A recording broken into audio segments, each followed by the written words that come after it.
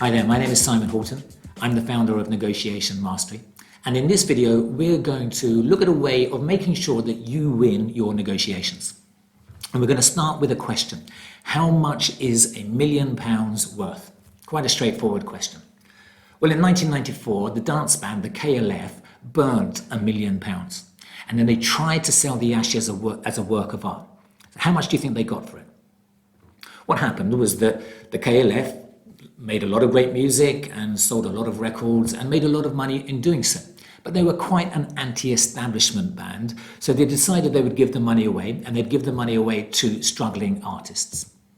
And then they thought about it and thought, hold on, struggling artists are supposed to struggle. That's the whole point. So they decided instead to burn the money, and they went up to an island off Scotland, lit a fire and fed the £1 million note by note into that fire. I know you're probably crying at the thought.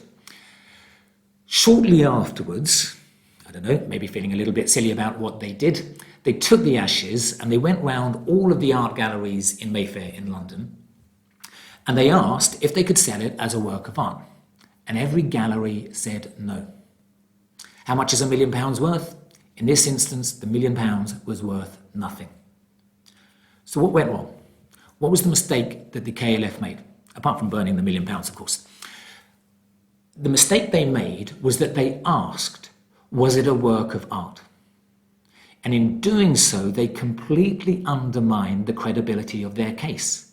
Art doesn't ask for permission to exist. If instead they had declared it a work of art, the galleries would have agreed and they'd have been able to have sold the ashes and they would have got their money. In negotiation, the outcome is set by the frame of the negotiation. So set the frame and you set how the negotiation goes and therefore the outcome you're going to get. The KLF asked what was the negotiation about. Was it about a work of art or was it a pile of ashes? And the galleries chose the latter, and so the KLF got nothing. Let's take another example, Modigliani. Modigliani was an artist who died at the age of 35 in 1920, and he died in abject poverty. He would, in order to fuel his drug addiction, he would often swap works of art for a meal in a restaurant.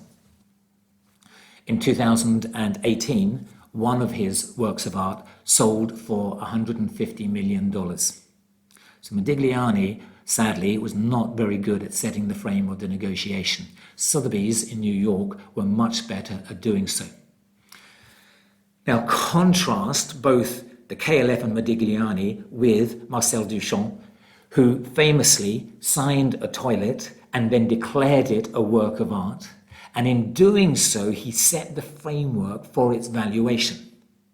Prior to that, it was a simple toilet worth the same as any toilet that you'd buy in a bathroom discount store.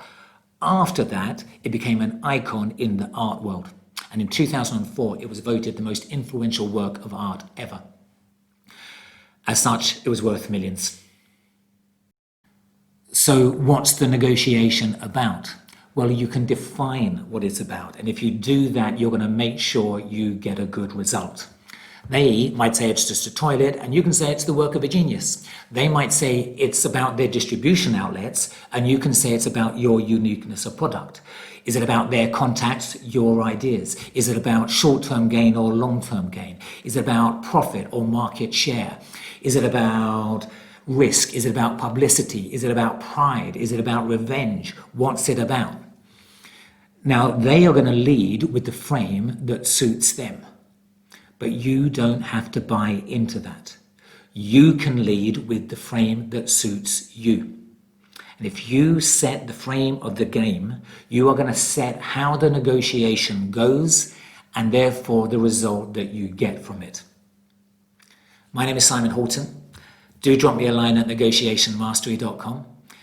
Do post a comment underneath the video, and I wish you the best of luck in all your negotiations.